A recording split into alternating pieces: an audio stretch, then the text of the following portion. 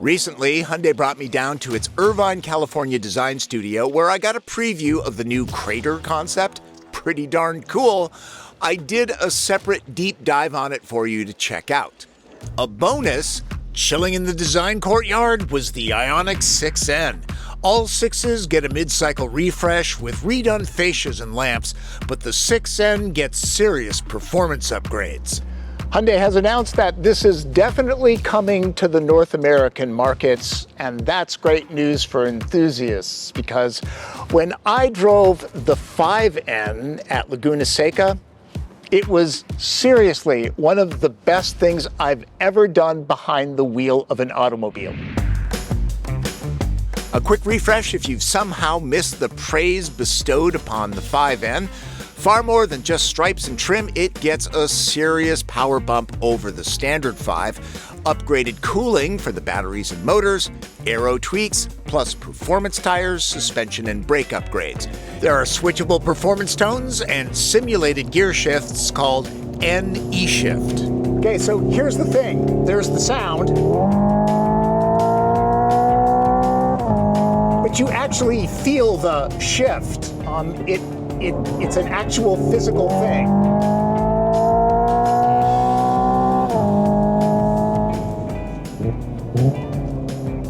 Downshifting blips? That's awesome. Wow. It really does feel like the real thing, which, kind of gives you cues. All right, let's check out the manual paddles. Ooh, up against the rev limiter. Glad I'm not doing that in an ICE car. For maximum tire shredding efficiency, there's N-Drift mode. Don't like the way this tech apes a standard gas-powered vehicle? Well, turn off the features. The electric Ns offer choice. 6N has more potential as a driver's vehicle. For starters, it's lower to the ground and more aerodynamic than the 5's hatchbacky SUV form factor. And Hyundai engineers learned from the 5N and changed things up. I'm going to let Hyundai's Mike Evanoff take it from here for the details. So starting at the front, it does feature N-specific front fascia, front badging for all of our N vehicles. The badging is black. The N logo is now in a flat stainless material, but the whole fascia is unique to the N model.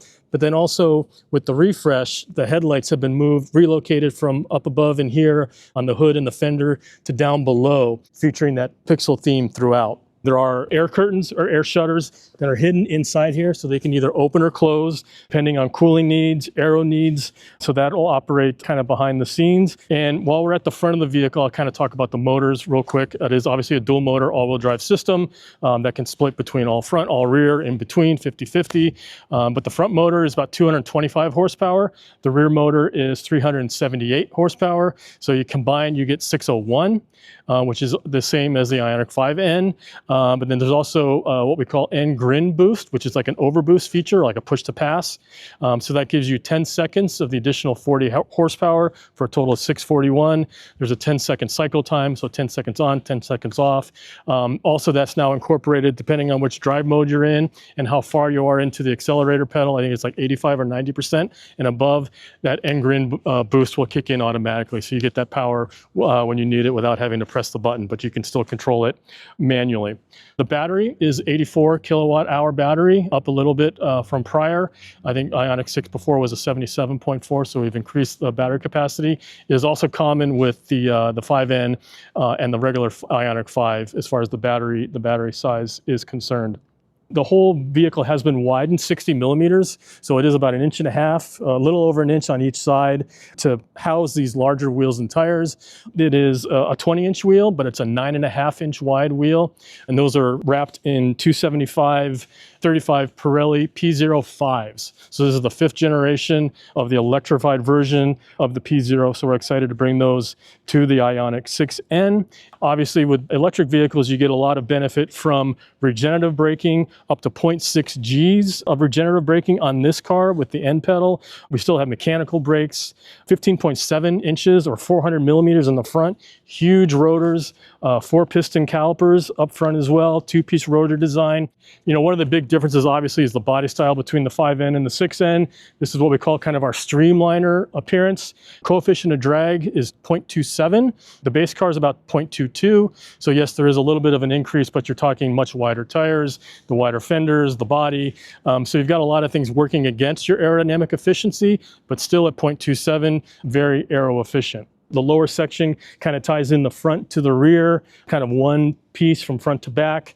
To me, it always kind of pulls out some visual mass in the car as well to kind of make the car look a little bit lower, look a little bit smaller. Moving to the rear, the obviously element is the rear spoiler with a swan neck design, so it mounts on the top, which allows the underflow, undersurface to be minimize any interference from the spoiler mounts. So we mount it up on top to maximize the down here. It's about 220 pounds of downforce at top speed. So we're trying to basically maximize both aero efficiency, so we want to minimize drag, but actually try and maximize downforce at the same time. So it's kind of that balancing act between the two. We want to add too much downforce, but we want to have something so the faster you get, you will get more downforce applied. You'll also see unique rear fascia back here, kind of a diffuser elements underneath. Talk a little bit about the suspension. It has been updated from IONIQ 5N. The geometry has been altered and changed. The geometry of the suspension components, where they meet, is kind of called the roll center. So in the front, it's been reduced a little bit over 3 inches, which is actually pretty significant to reduce. And in the rear, lowered about just a little over 3.5 inches. So trying to get that roll center down to give a more stable planted feel in cornering. But then that combined with the dampeners, basically electronically controlled, but they now feature an integrated stroke sensor, and that combined with a ride height sensor front and rear basically adds to a little bit more refined ride quality, both for as a daily driver, but then more performance on track as well. So we're trying that combined with the roll center lowering and the new ECS updates, trying to maximize and give you as much performance both on road and on the track as well to kind of maximize that experience. So looking at the inside, I'll start with the kind of like what I figure the most important aspect or the driver touch points. So the steering wheel, circular in design, very thick. You've got all your buttons there. This is common with the 5N, but you've got your N1 and your N2 buttons, your N grin boost, that 40 horsepower increase I talked about, and then also your drive mode selections can be made all from the steering wheel. The seat, common with the 5N, I find it is a very comfortable seat. The inserts are Alcantara material, so basically you get that suede feeling. And then also the foot pedals, aluminum. And I always like to point out the dead rest or the dead foot pedal actually is very substantial, and you can use that for bracing, as is there's also a pad on the center console to also kind of help you with your knee when you're on track and you need that extra leverage and extra support. That center console has been updated a little bit for this model. Switches have been relocated a little bit, moved forward and closer to the driver, so they kind of fall at hand a little bit easier. The displays, while they're the same size, 12.3 inches, dual, side by side, they now feature our latest multimedia architecture, which is we call CCNC. So basically updates to the navigation, all the map, the displays, now running the latest generation of our multimedia and infotainment system. Typically on our EVs, the shift paddles are used for changing regen levels of braking, the different levels, but then also we feature, much like we did on the 5N, the NE shift. And NE shift, simulates the transmission or the gear changes. There's been enhancements made for this versus the 5N. Actually, the gearing is shorter. They're all simulated gearing, so you basically do whatever you want with that gearing. By looking at the charts, where in the 5N, where you get to the top of second gear, in the 6N, you're basically at the top of third gear. So you got one extra gear in between. And then the rest of the gears kind of follow a similar pattern. Combined with the shifting is also the sound, or the N Active Sound Plus. Correlates really well with the gear changes to give you that impression of basically driving a combustion engine car. Each individual gear has its own torque profile and has a feel of an actual gear. As you let off, you get that decel feeling depending on what gear you're in. You can bounce it off the red line, if you so desire. So, or you can turn it all off and just drive it like a normal EV. So it may give you that option and that flexibility. Here we go straight into our N mode. We've got both for our track and for battery, different levels of battery preconditioning, sprint, endurance for longer missions, sprint obviously for more of a time attack, and then drag for on basically the most intense use and quickest use of battery power. Different operating temperatures for each condition, but you can go ahead and select that there. Here you've got N track. You can go to your torque distribution on or off, and you can select all front, all rear, or somewhere in between. The N drift optimizer has been updated for this car, allowing more control over both wheel slip through the traction control and the stability control for that angle. So if you're a beginner, you can dial in just a little bit of angle. If you're comfortable with what you're doing, you can dial in as much angle as you want. Also, when I talked about the gear shifts, in the 5N, the virtual gears were limited only to like the N drive mode. We've expanded that application, so now if you are in the drift mode, you can actually have the paddles, and what we found is with the paddles, you can kind of control wheel spin. They let the computer do it, or you can let your right foot do it as well, because it kind of gives you that flexibility.